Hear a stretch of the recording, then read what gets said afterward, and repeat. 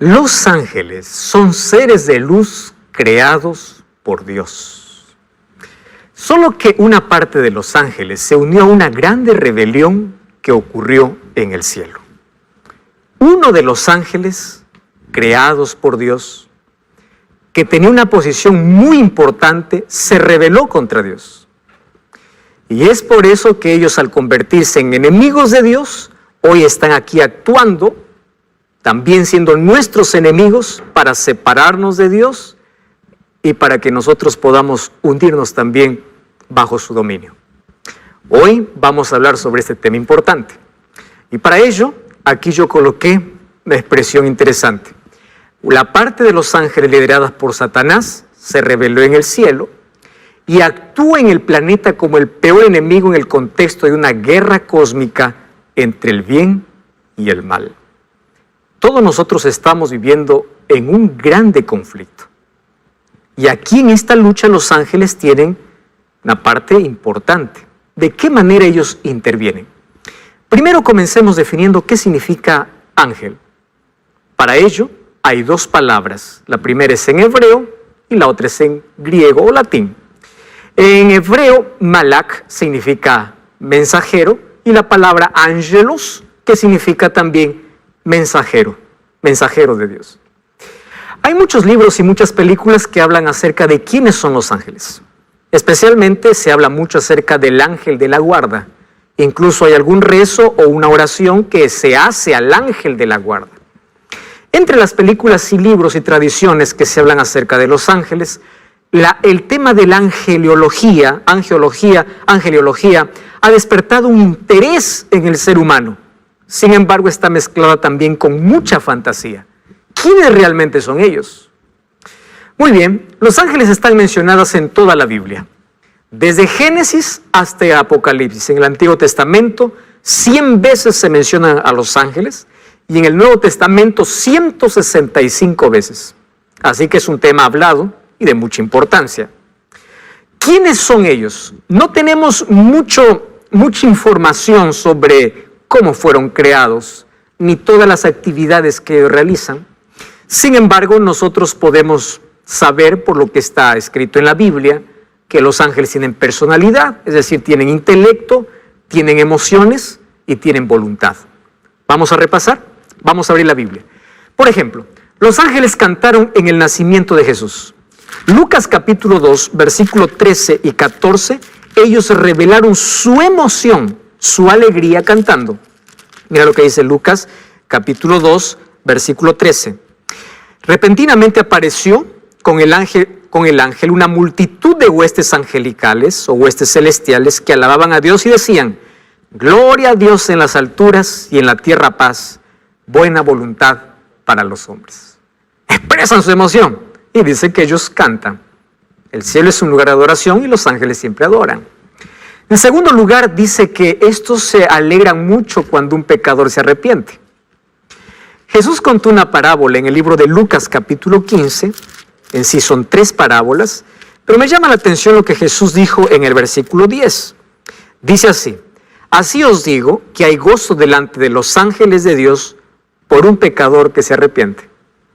Los ángeles también festejan y se alegran cuando hay un pecador arrepentido. Demuestran alegría, ellos cantan. ¿Qué más dice la Biblia acerca de los ángeles? Son seres espirituales que pueden asumir una forma física. Wow, es interesante.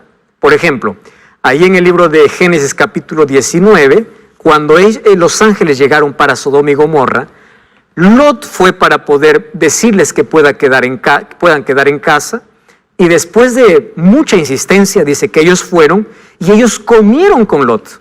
Ellos asumen una apariencia humana. Lo mismo pasó también con Abraham. Ellos pueden asumir una forma física. Además, la Biblia describe que los ángeles tienen alas. En algunos casos, como los serafines o querubines, tienen entre 4 y 6 alas. Esto me llama la atención. Por ejemplo, vamos al libro de Isaías, capítulo 6, versículo 2.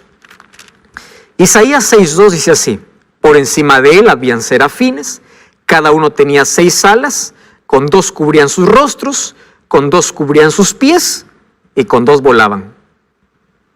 Qué interesante, esa es la información que tenemos de ellos.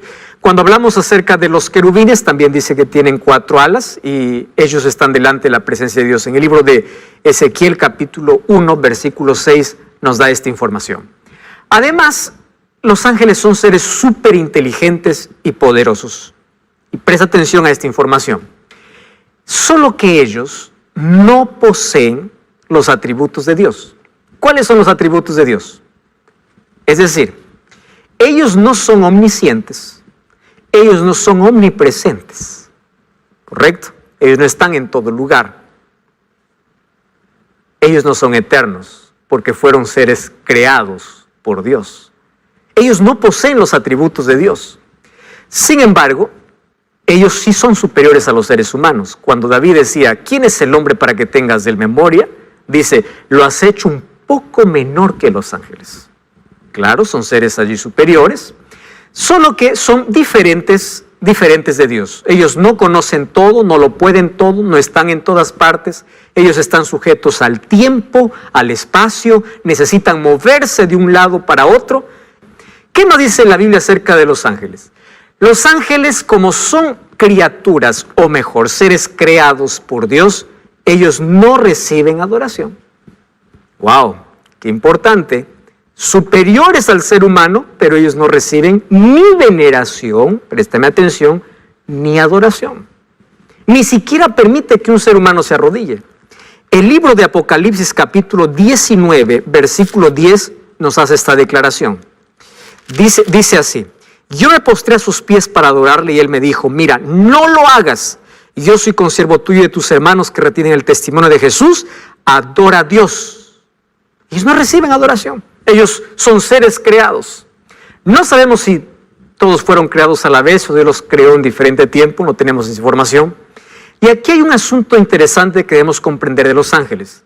Los ángeles no son las almas, esa palabra almas lo voy a colocar entre comillas porque en sí no existe. Las almas de las personas muertas, no es que, una persona murió, ya su alma fue y se convirtió en un angelito. Eso no existe.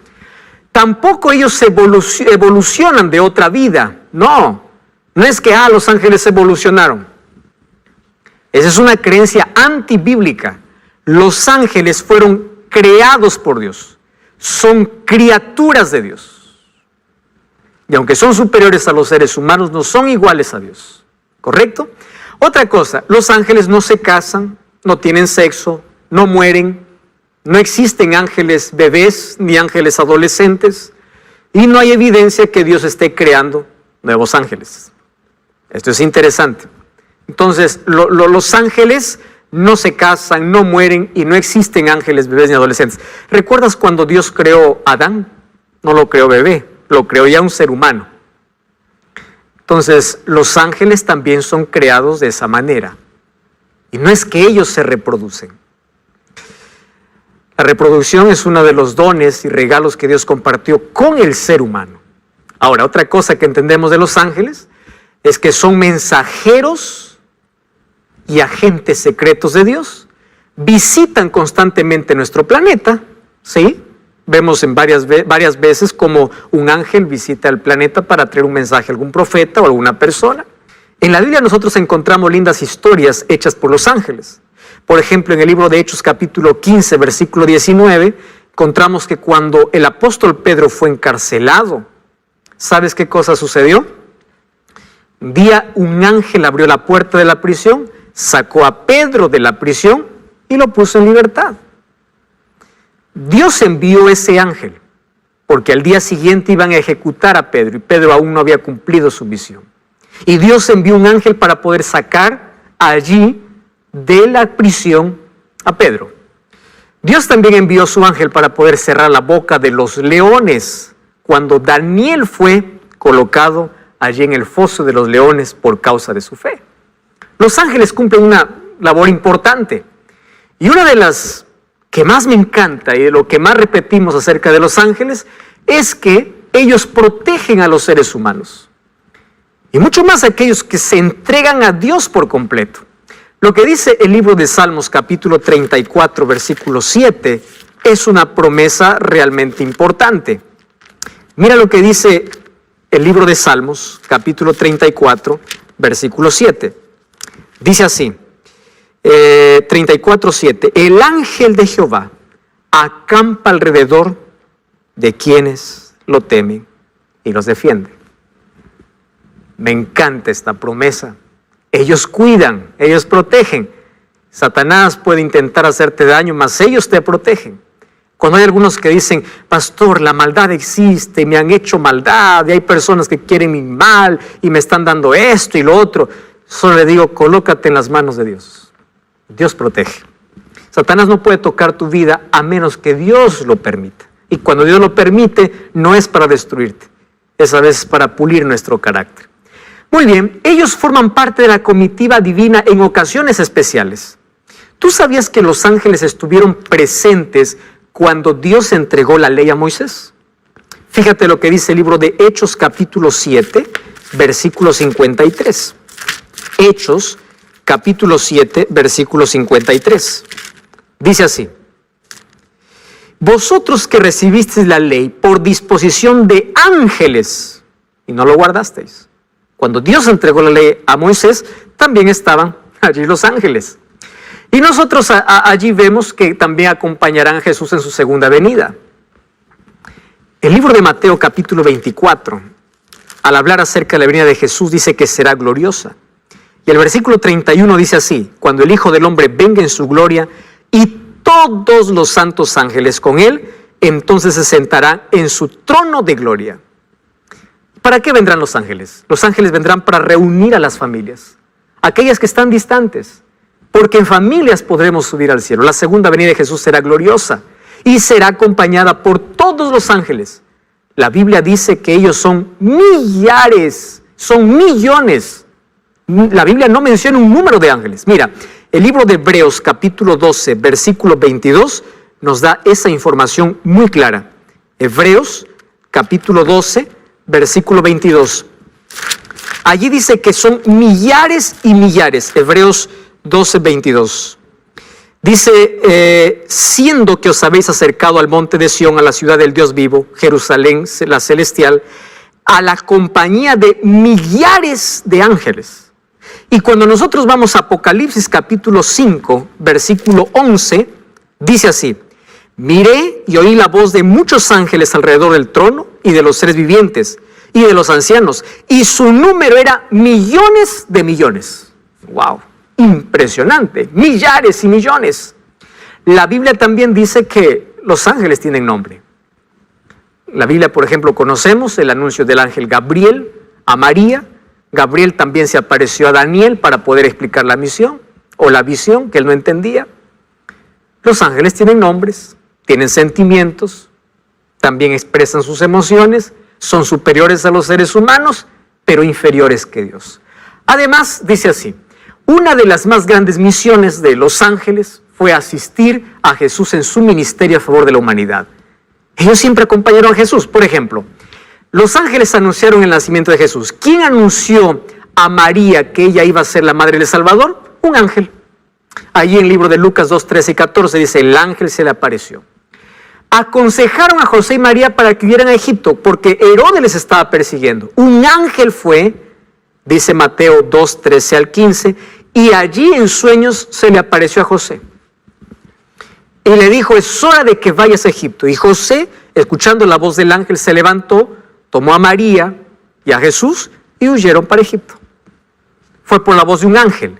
Además, acompañaron a Jesús después de la tentación en el desierto. Mira cómo los ángeles acompañaron a Jesús en todo momento. En el libro de Mateo capítulo 4, versículo 11, dice así, y el diablo le dejó, y he aquí vinieron ángeles y le servían. Después de la tentación, ¿quiénes aparecieron? Los ángeles de Dios para poder servir. Acompañaron en su muerte, en su resurrección, también estuvieron allí los ángeles, escoltaron a Jesús cuando ascendió al cielo y ellos formarán parte de su comitiva cuando regresen a esta tierra. Me encanta aquel momento que describe Salmos capítulo 24, cuando Jesús ingresó al cielo. Mira, el capítulo 24 habla acerca del Rey de Gloria, del momento cuando Jesús entró después de la victoria. Y allí dice que se escuchaban voces, el versículo 7, alzad vuestras puertas, o alzado puertas vuestras cabezas, alzad vosotras puertas eternas, y entrará el Rey de Gloria. ¿Quién es el Rey de Gloria? Jehová el fuerte y valiente, Jehová el poderoso de batallas. Gran coro de ángeles allí, una vez más recibieron a Jesús después de la victoria. Y ellos finalmente acompañarán cuando Jesús venga por segunda vez. La pregunta es, ¿cómo surgieron los ángeles del mal? Y aquí entramos a un tema realmente impresionante. Porque Dios no creó seres malos.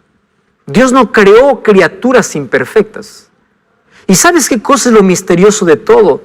Es que los demonios son mencionados como 100 veces en la Biblia, pero ¿quién fue el primer demonio? Fue un ángel perfecto. Un ángel creado por Dios. ¿Y qué cosa es lo que me llama la atención?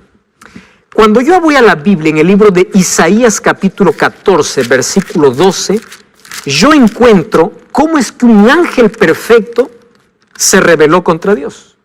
Isaías 14, 12 dice, ¿cómo caíste del cielo, oh lucero, hijo de la mañana?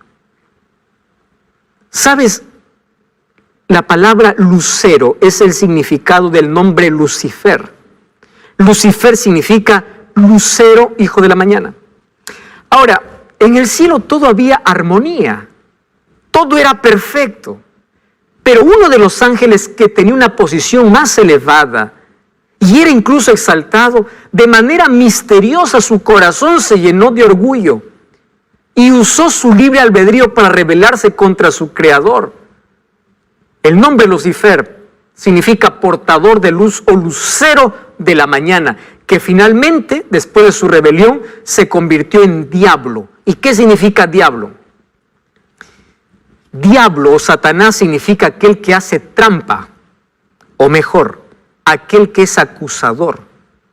Cuando tú acusas a alguien por alguna cosa, ten mucho cuidado de no ser parte de esta legión. Porque a quien le encanta acusar es a Satanás. Él se convirtió en Satanás después de haber sido un ángel perfecto. En la Biblia yo encuentro dos relatos en dos profecías dadas para Tiro y Babilonia, tomando la figura de estos dos reyes para que representan la caída de Satanás. En el libro de Ezequiel, capítulo 28, me habla sobre cómo era o cómo fue creado Satanás. Mira, el capítulo 28, vamos a ver a partir del versículo 13. Ezequiel, capítulo 28, versículo 13, encontramos una declaración importante sobre la creación y sobre la rebelión de este ser. En el huerto del Edén estuviste, toda piedra preciosa era tu vestidura, te vestiste de lo mejor. Versículo 14, tú, querubín grande protector, yo te puse en el santo monte de Dios y allí estuviste. El versículo 15 dice, perfecto eras en todos tus caminos desde el día que fuiste creado hasta que se halló en ti maldad. Haciendo referencia a Lucifer, aquel que se rebeló contra Dios. Era perfecto en todo. Y dice, profanaste tu santuario. ¿Por qué? Porque el santuario es la morada de Dios. En el versículo 13 o el versículo 17 dice, con la multitud de tus maldades y con la iniquidad de tus contrataciones, profanaste tu santuario. Él estaba en la presencia de Dios. Él era un ángel protector. ¿Protector de qué? De la ley eterna de Dios. Por eso es que él odia tanto la ley de Dios. Un día él estaba en una posición muy elevada, protegiendo la ley eterna de Dios. Cuando hablemos del tema de la ley, vamos a volver a este asunto importante. Por eso es que el pecado para su surgimiento es ilógico. Él no estaba satisfecho con lo que era y él quiso tener un estatus superior, es decir, él quiso ser igual a Dios, anhelaba la posición de Dios, pero no el carácter de Dios.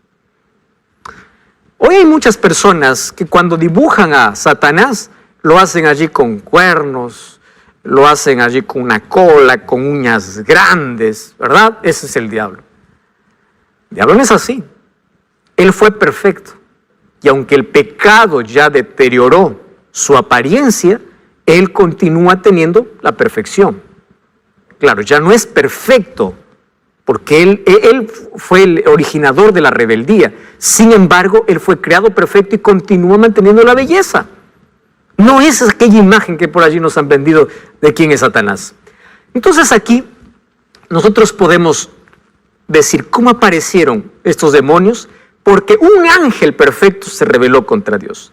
Ahora fíjate, un ser creado no puede ser igual al creador. Y aunque Dios le dio las oportunidades para que cambie y reasuma su lugar, Él no quiso. Que Dios nunca actúa, nunca hace un juicio de una manera repentina. Él da oportunidades. Y Él desperdició todas las oportunidades. Por eso hace que las personas hoy puedan desperdiciar todas las oportunidades que Dios les da.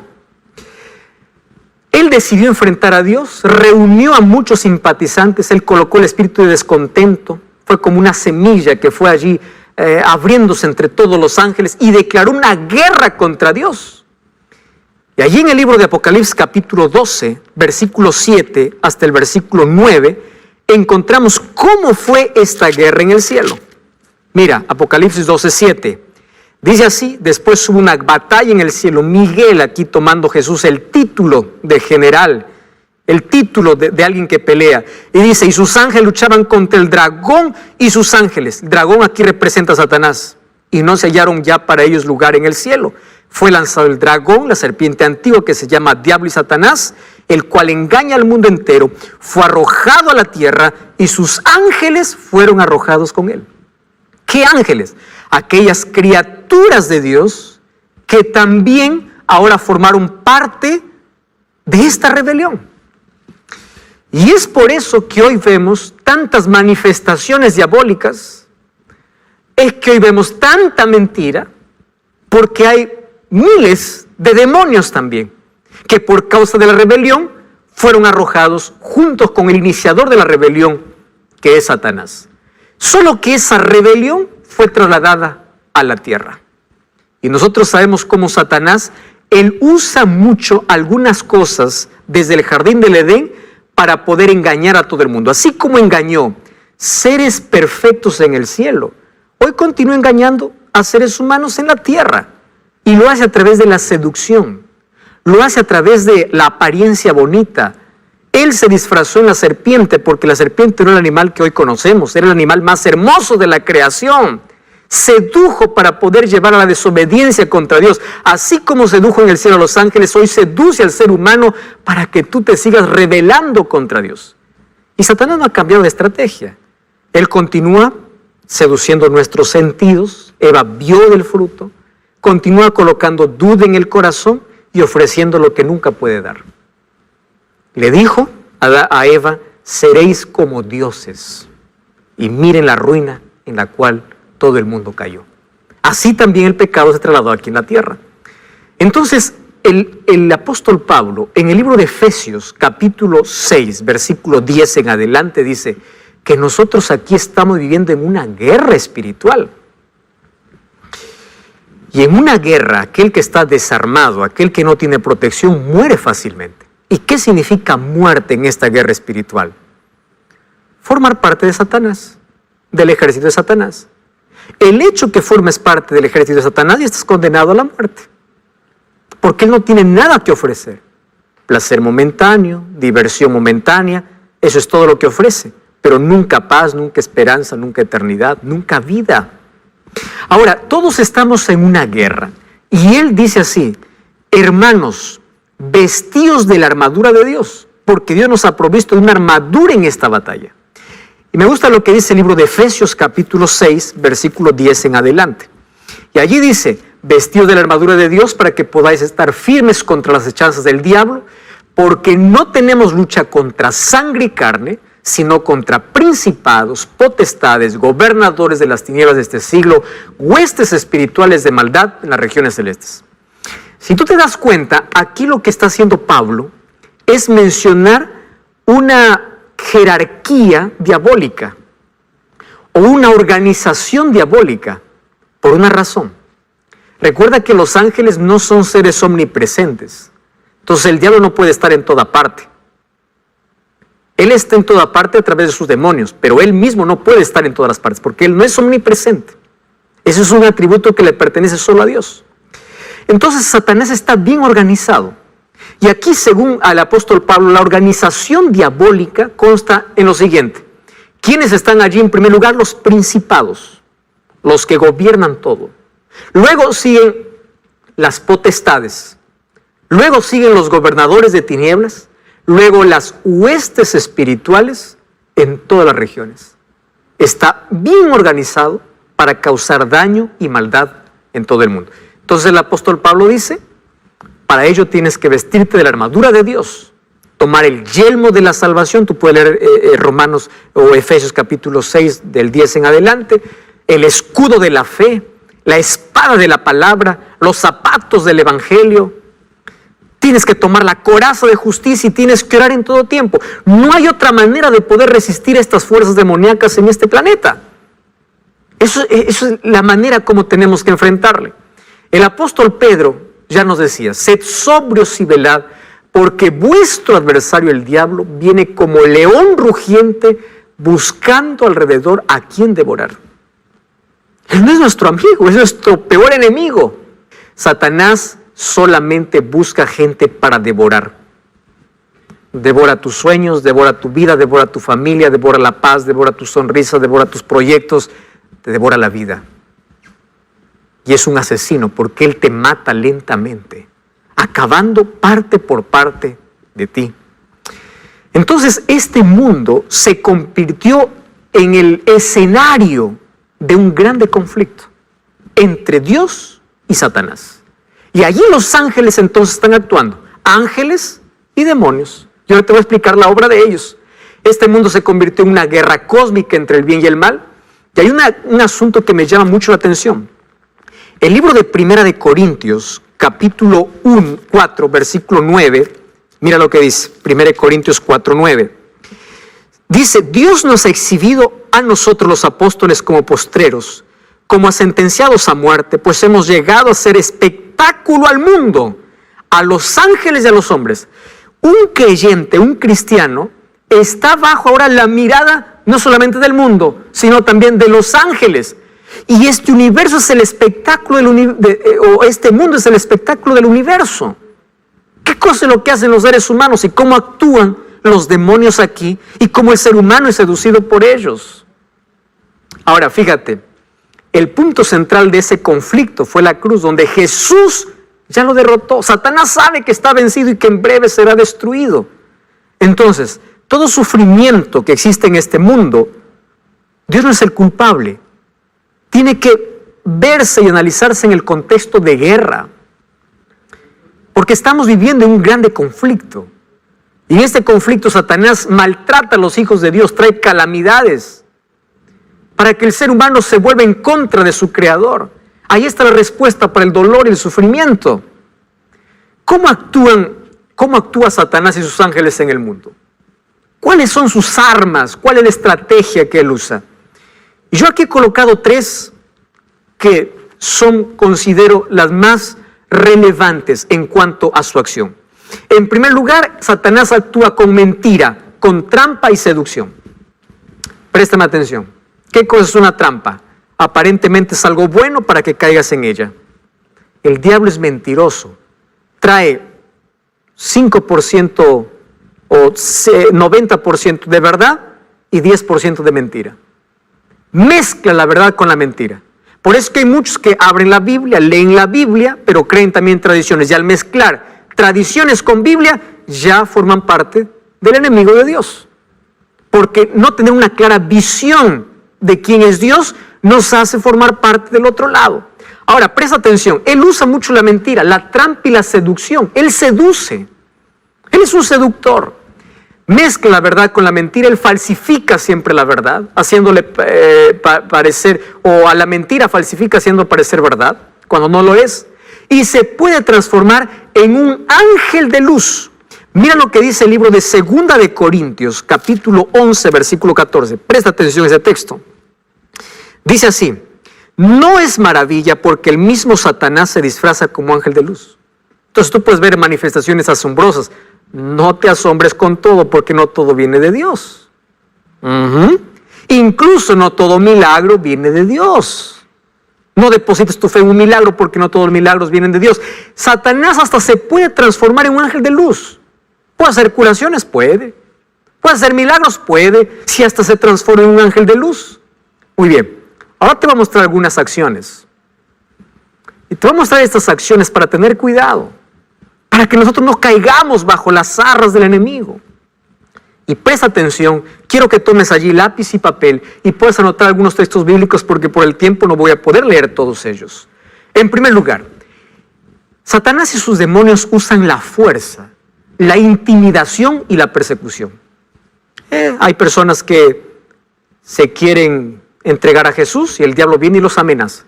Allí usa incluso a los padres. Si tú te entregas a Jesús, te amenazo con quedarte sin heredad. El diablo es un amenazador.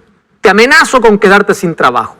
Y las personas tiemblan ante la amenaza. El diablo lo que hace es usar la fuerza, la intimidación y la persecución. Número 2, ellos se disfrazan. Incluso toman la forma humana. El libro de 1 Samuel capítulo 28, quiero que tú puedas leerlo, eso allí con detenimiento. Un día el rey Saúl se fue a una pitonisa de Endor, a un espiritista, alguien que tenía contacto con el demonio. Y le dice, hazme aparecer a Samuel. Incluso Satanás tomó la forma de Samuel. No era Samuel, era el demonio tomando la forma humana. Hoy escucho a muchas personas diciendo, pastor, yo escuché la voz de fulano de tal. Pastor, yo me contacté, tuve una sesión espiritista. Yo vi a alguien que murió hace años, yo lo vi, nadie lo puede negar. Es verdad que tú lo puedes ver, pero ¿cómo sabes que es esa persona? Satanás toma la forma humana.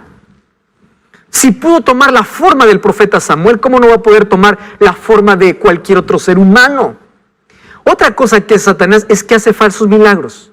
Por eso ya te dije que tu fe no esté basada en un milagro, esté basada en la palabra de Dios. Otra cosa que es Satanás es que ciega la mente de los incrédulos para no discernir el error. Yo voy a leer este texto. Mira lo que dice 2 de Corintios, capítulo 4, versículo 4.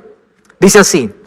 El Dios de este siglo, es decir, refiriéndose a Satanás, dice, lo cegó el entendimiento de los incrédulos para que no resplandezca la luz del evangelio. Entonces, cuando una persona se enterquece, se revela, ve que Dios le está llamando, entonces él se enceguece. Esa ceguera es causada por Satanás. Mucho cuidado con aquello a lo cual llamas una rebeldía abierta. Ese es el trabajo del diablo hoy. Provoca catástrofes y enfermedades. Mira lo que dice el libro de Job, capítulo 2, versículo 7. Respuesta para asesinatos, violaciones, calamidades. Job 2:7. Dice así, salió Satanás de la presencia de Jehová e hirió a Job con una sarna maligna desde la planta del pie hasta la cabeza. ¿Obra de quién? De Satanás. ¿Y por qué lo hace? Porque quiere torcer la imagen de Dios. Quiere hacerte pensar que Dios es el culpable de todo. Entonces cuando tú dices, ¿dónde está Dios? Dios no existe. ¿Por qué yo me siento solo? ¿Dónde está Dios en el sufrimiento? Satanás aplaude y dice, ya está dudando de la existencia de Dios. Tú eres la imagen de Dios, provocando Él todas las calamidades. Crean duda de la existencia de Dios. Otra obra de Satanás, acusa a los creyentes de Dios. Mucho cuidado cuando estás acusando, puedes formar parte del ejército de Satanás. Cuando tú acusas a alguien con el dedo por un pecado que está cometiendo, esa es la obra del diablo. Jesús nos enseñó cómo corregir los errores. Con la verdad, con amor, en secreto, con la palabra, con oración. No acusando. Zacarías capítulo 3 dice que Satanás acusó al sumo sacerdote, a un líder, y le dice, este no merece nada. Satanás acusa siempre a los hijos de Dios.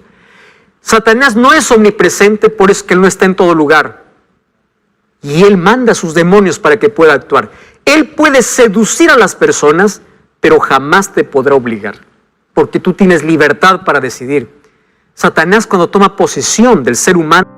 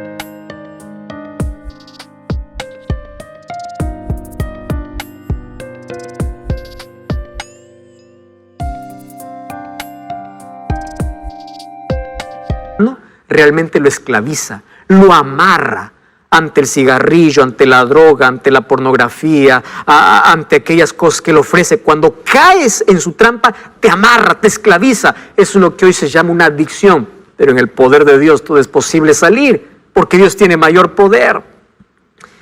Cuando toma posesión de la mente y el cuerpo de quienes le permiten, Satanás puede tomar una posesión y hay muchas personas que tienen posesión demoníaca.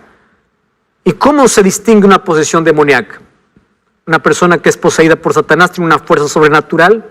La voz que habla no es su voz, es la voz de alguien que está tomando posesión. Puede levantar cosas y objetos con una fuerza sobrenatural. Y en fin, eso es una posesión demoníaca. Recordemos que Jesús, cuando estuvo en esta tierra, a varios los libró del demonio. En el libro de Marcos capítulo 5 habla de un endemoniado gadareno que vivía allá en el cementerio. Pero Dios tiene mayor poder. El diablo, cuando nosotros entramos a su terreno, es darle la victoria. Hay unas personas que dicen, bueno, yo voy a entrar en ese terreno peligroso, pero no me voy a dejar vencer. No entres en terreno de Satanás. No entres. Cuando la Biblia dice no, es no. No te acerques al árbol, porque allí Satanás te va a tentar y vas a caer. No juegues con el peligro. Satanás y sus demonios impiden que una persona se entregue a Jesús. Incluso usa personas para desanimarte. Eso es lo que ocurre hoy. Satanás tiene trabajo de ofrecer diversión o llenar de actividades para que los seres humanos se separen de Dios. El diablo incluso puede estar contento de que tú vayas a una iglesia, que tú seas un religioso por fuera, pero por dentro no tengas un relacionamiento con Dios. A algunos les llena de diversión para que no conozcan de Dios, y a otros les llevan de tanto trabajo para que descuiden la oración y el estudio de la Biblia. Satanás usa todo esto. Además usa como arma el desánimo y la duda. Estás desanimado, estás con dudas en el corazón. Son semillas que Satanás coloca. Sin embargo, ellos tienen un punto débil. Ellos no soportan ver a un cristiano de rodillas. Ellos tiemblan. El ejército de Satanás tiembla cuando ve una persona.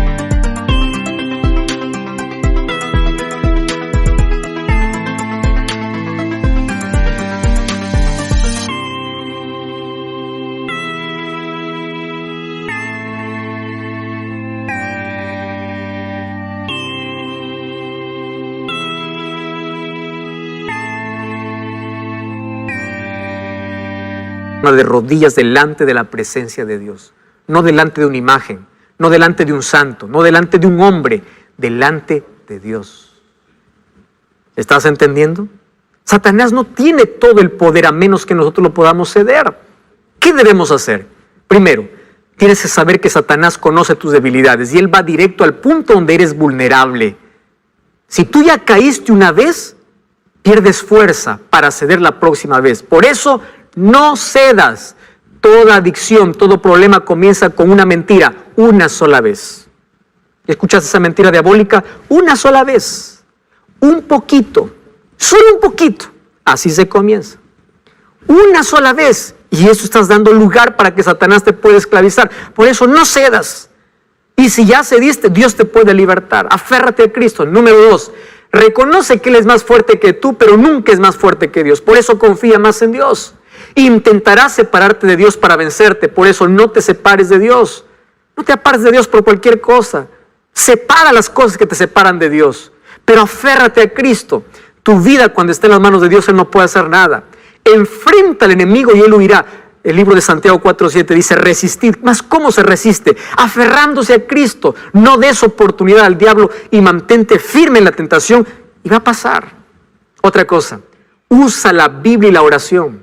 Sigue el ejemplo de Jesús. ¿Cómo es que Jesús venció a Satanás en el desierto?